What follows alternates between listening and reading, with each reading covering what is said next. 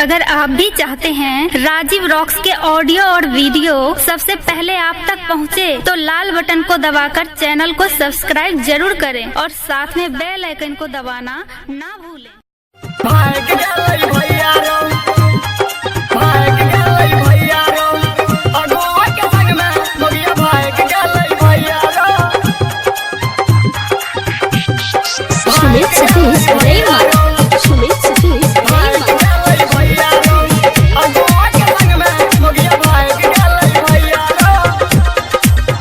Presented by SK Music Support।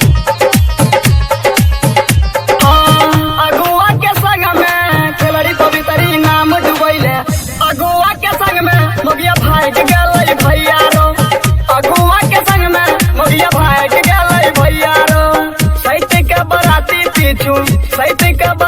पीछू लाग गेलै भैया रो, अगुआ के संग में मोगिया भाग गेलै भैया रो, अगुआ के संग में मोगिया भाग गेलै भैया रो।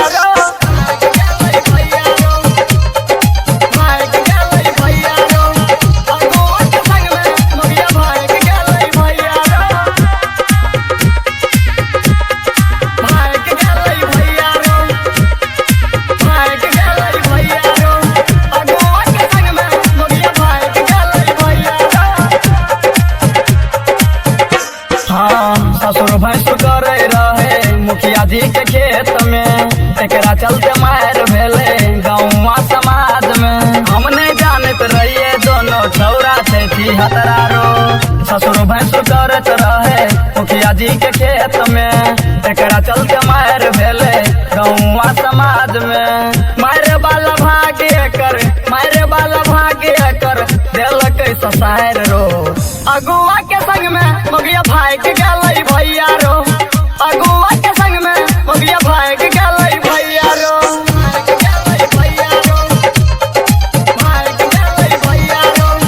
अगुआ के संग में मोगिया भाग गेलै भैया रो,